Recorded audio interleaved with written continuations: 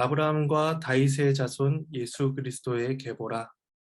아브라함이 이삭을 낳고 이삭은 야곱을 낳고 야곱은 유다와 그의 형제들을 낳고 유다는 다말에게서 베레스와 세라를 낳고 베레스는 헤스론을 낳고 헤스론은 람을 낳고 람은 아미나답을 낳고 아미나답은 나손을 낳고 나손은 살몬을 낳고 살몬은 라합에게서 보아스를 낳고 보아스는 룻에게서 오벳을 낳고 오벳은 이새를 낳고 이셋은 다윗 왕을 낳으니라. 다윗은 우리아의 아내에게서 솔로몬을 낳고 솔로몬은 르호보암을 낳고 르호보암은 아비야를 낳고 아비야는 아사를 낳고 아사는 여호사밧을 낳고 여호사밧은 요람을 낳고 요람은 우시야를 낳고 우시야는 요담을 낳고 요담은 아하스를 낳고 아하스는 히스기야를 낳고 히스기야는 므낫세를 낳고 므낫세는 아몬을 낳고 아몬은 요시야를 낳고 바벨론으로 사로잡혀 갈 때 요시야는 여고냐와 그의 형제들을 낳으니라. 바벨론으로 사로잡혀 간 후에 여고냐는 스알디엘을 낳고 스알디엘은 수룹바벨을 낳고 수룹바벨은 아비웃을 낳고 아비웃은 엘리야김을 낳고 엘리야김은 아소르를 낳고 아소르는 사독을 낳고 사독은 아킴을 낳고 아킴은 엘리웃을 낳고 엘리웃은 엘르아사를 낳고 엘르아살은 mat단을 낳고 mat단은 야곱을 낳고 야곱은 마리아의 남편 요셉을 낳았으니 마리아에게서 그리스도라 칭하는 예수가 나시니라. 그런즉 모든 대수가 아브라함부터 다윗까지 연례되요 다윗부터 바벨론으로 사로잡혀 갈 때까지 연례되요 바벨론으로 사로잡혀 간 후부터 그리스도까지 연례되더라. 하나님의 말씀입니다. 하나님께 감사합니다. 네, 오늘부터 4월까지 매일 성경의 본문이 마태복음으로 진행되고 이제 이후에 다시 민수기 본문으로 돌아오게 됩니다. 오늘은 마태복음 1장 1절에서 17절까지의 말씀입니다. 오늘 말씀을 통해서 예수 그리스도께서 우리에게 주시는 은혜를 나누기를 소망합니다. 우리가 어떤 글을 쓸 때에는 늘 시작하는 말을 고민하게 됩니다. 왜냐하면 서론이란 단순히 시작하는 말이 아니라 그 글이 나아가고자 하는 방향을 미리 보여주는 것이기도 하고 또 독자들의 관심을 사로잡는 역할을 하기도 때문입니다.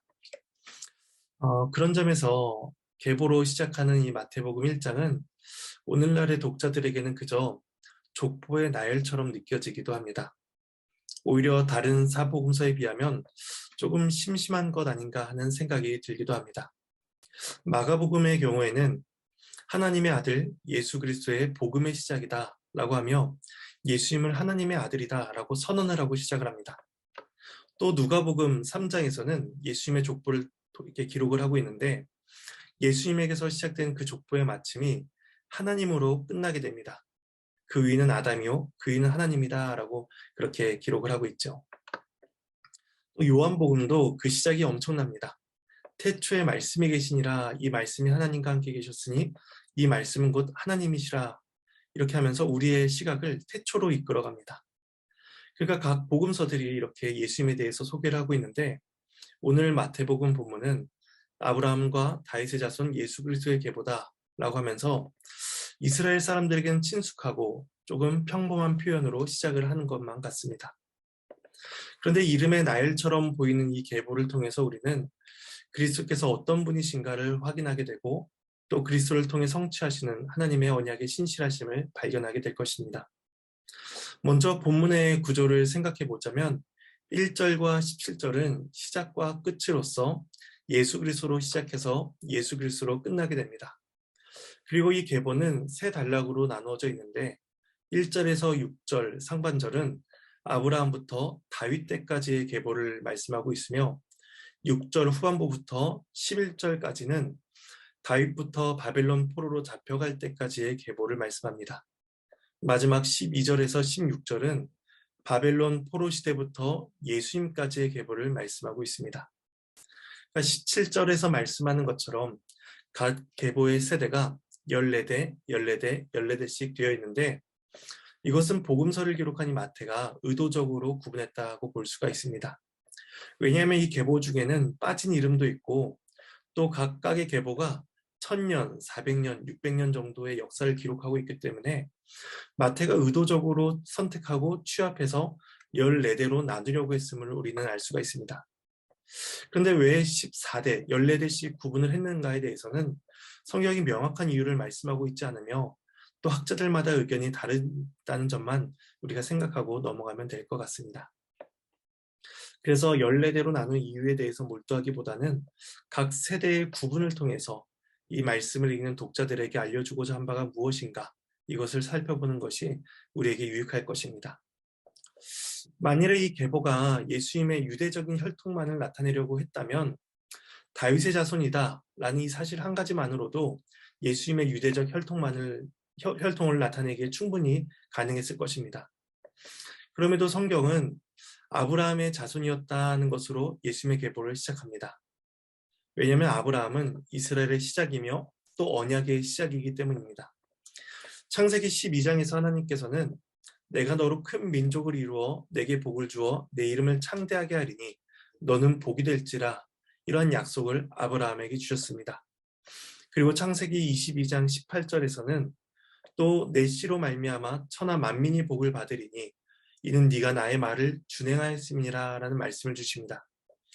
하나님께서 아브라함과 언약을 맺으셔서 아브라함의 자손을 번성케 하시고 또 그로 말미암아 온 민족이 복을 받게 하실 것인데, 그 일이 바로 너의 씨, 아브라함의 씨로 말미암아 이루어진다라고 말씀하고 계십니다.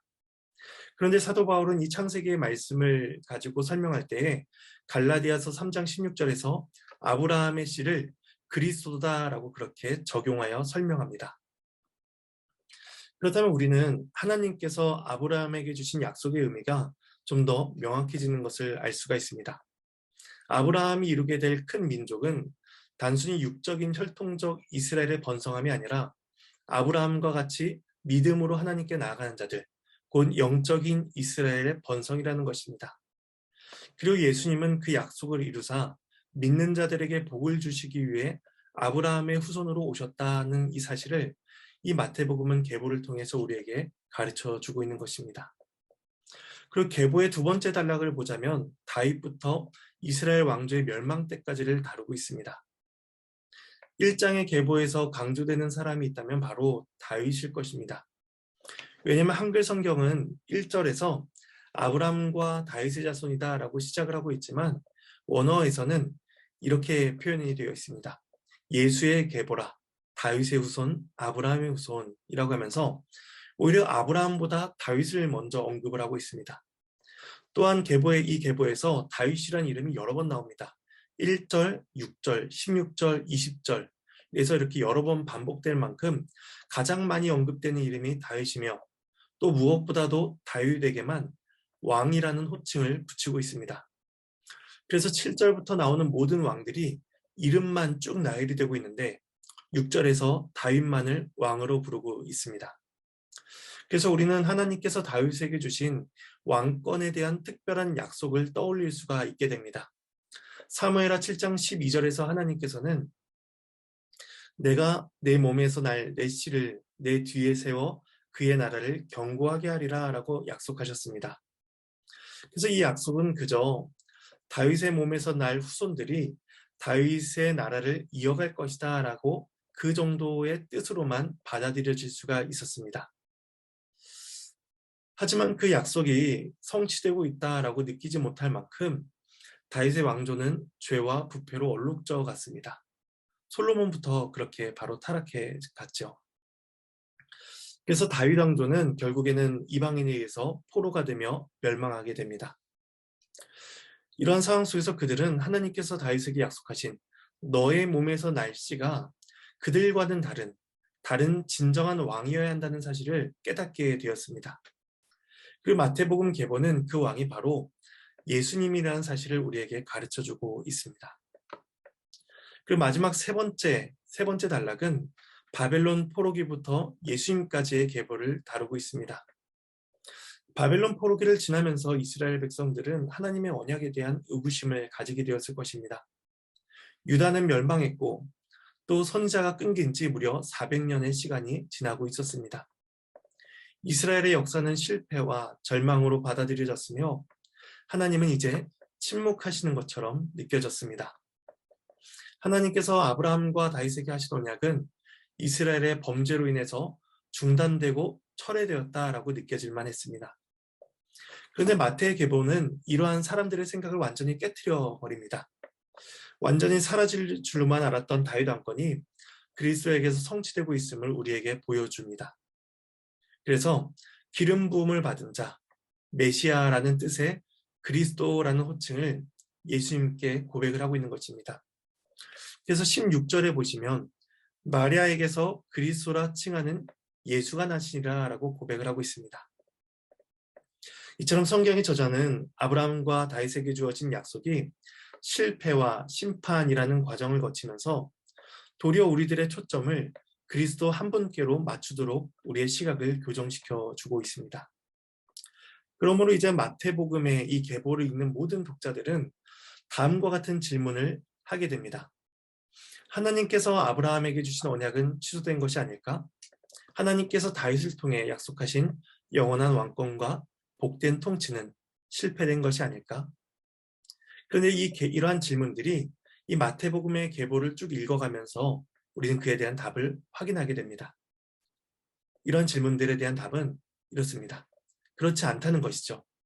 하나님께서 맺어주신 그 언약은 결코 실패되지 않으며 인간의 부패와 인간의 죄성에도 불구하고 하나님께서는 결국 그 약속을 기억하시고 이루어 가신다는 것입니다. 그래서 오늘은 우리가 본 이 마태복음의 이 계보는 결국 하나님의 언약의 신실하심과 그 언약을 포기하지 아니하신 하나님의 일하심에 대해서 우리에게 말씀해 주고 있습니다. 그렇다면 우리는 이제 말씀을 가지고 한 가지 적용점을 생각해 보고자 합니다. 한 가지 적용점은 그리스도를 결국 바라보아야 한다는 것입니다. 아브라함과 다윗에게 주신 언약의 성취는 그들의 공로나 자격 때문이 아니었고 심지어 그들의 믿음 때문만도 아니었습니다. 하나님께서 그들을 찾아와 언약을 맺어주셨고 하나님께서 직접 그 언약을 이루어 주셨기 때문입니다. 하나님은 지금도 창세전에 선택하신 자들에게 언약을 베풀고 계시고 또 하나님 나라의 복됨을 계시해주고 계시며 또 그 복을 누리며 살아갈 수 있도록 은혜를 베풀어 주십니다. 우리가 그 은혜를 누리는 단 한 가지 방법은 그 언약의 성취자가 되시는 그리스도를 굳게 붙드는 것 단 한 가지뿐입니다. 오늘도 세상은 여러 가지 방법으로 우리들의 마음을 불안하게 만들 것입니다. 그런 순간순간마다 우리의 소망을 그리스도께 두어야 할 것입니다. 그리스도께 우리의 모든 소망을 둘 때 그리스도께서는 우리에게 언약의 성취자가 되시며 아브라함과 다윗의 후손으로 오실 그 약속의 성취자이심을 우리에게 확인시켜 주실 것입니다. 하나님께서 이러한 위로와 말씀 가운데 소망을 우리 가운데 확인시켜 주시기를 소망합니다. 하나님께서 우리에게 주시는 위로와 평안을 오늘 하루도 충만히 누리며 살아가시는 저와 여러분이 되기를 간절히 소망합니다. 우리 이 시간 말씀을 기억하시면서 잠시 기도하시겠습니다.